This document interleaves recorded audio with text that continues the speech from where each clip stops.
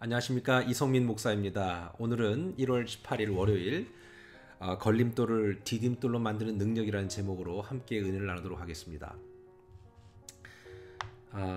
모세가 광야 생활을 통해서 깨닫고 느낀 그런 느낌은 곧 그의 사역의 현장에 하나님을 신뢰하는 마음으로 충분히 발산이 됩니다.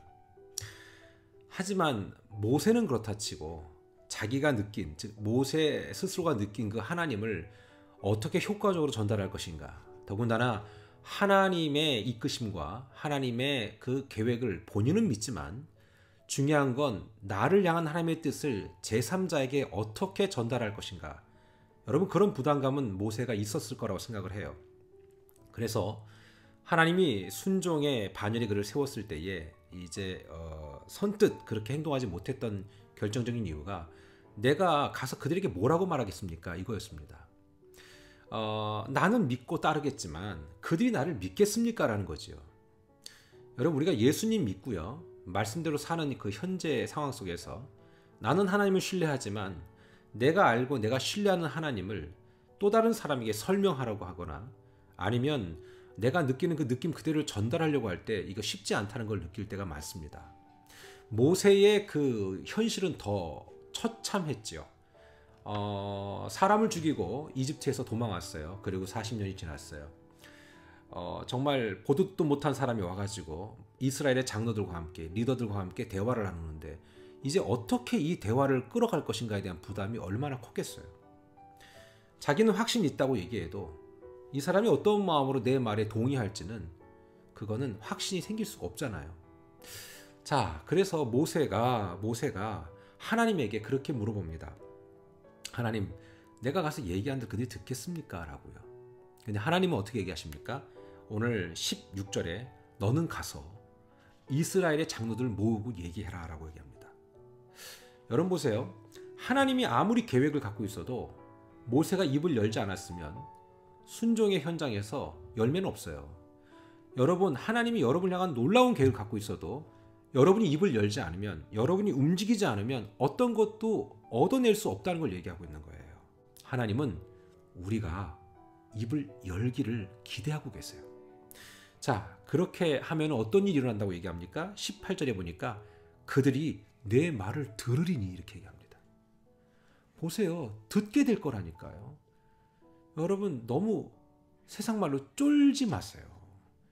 여러분과 제가 순종의 현장에 있기만 하면 상대방의 마음의 변화와 감동은 하나님이 듣게 하겠다고 얘기하잖아요. 하나님이 거기서 멈추시는 분이 아니에요. 심지어 뭐라고 했냐면 19절에 보니까 내가 아노니 강한 손으로 치기 전에는 애굽 왕이 너한테 반응하지 않을 거야. 그러니까 하나님이 이 모든 것들을 준비시키는 과정에서 때로는 상대방의 마음을 강팍하게 만들기도 하고 부드럽게 만들기도 하고, 이 모든 끝의 목적은 뭐냐? 이 모든 과정을 통해서 너가 즉 하나님을 경험하게 될 거고, 너를 따르는 모든 이스라엘 민족도 나를 경험하게 될 거고, 심지어 그런 반응을 했던 이집트인들도 알게 될 것이다 이거예요. 여러분, 이집트의 10가지 재앙은요 우연한 게 아니었어요. 하나님이 그 10가지 재앙 한 가지가 메시지였는데 당시 이집트 사람들이 완전히 거기에 몰입해 있고 그거를 추앙했던 내용들을 하나님은 10가지를 다 치신 거예요. 여러분, 그런 하나님이 여러분 하나님이에요. 우리 하나님이에요. 심지어 참 재미난 말씀이 있어요. 21절 보세요. 내가 애굽 사람으로 이 백성에게 은혜를 입히게 할지라. 그러니까 애굽 사람이 그냥 가만히 있지 않겠다는 거예요. 그냥 막 쫓아내고 제발 빨리 떠나라, 이러한 그 어떤 불미스러운 또는 좀 이렇게 기분 나쁜 표현보다는 오히려 보세요. 너희가 나아갈 때 빈손으로 가지 아니하겠다. 상황은 어땠는지 잘 모르겠어요. 하지만 그냥 저주하고 원망하고 맨 마지막에 장자의 어떤 죽음 때문에 두려워서 막 빨리빨리 나가라라는 그런 부정적인 것을 떠나서 너희가 나갈 때 빈손으로 안 간다. 오히려 이집트 사람들로부터 많은 도움을 받게 될 것이다. 심지어 어떤 줄 아세요?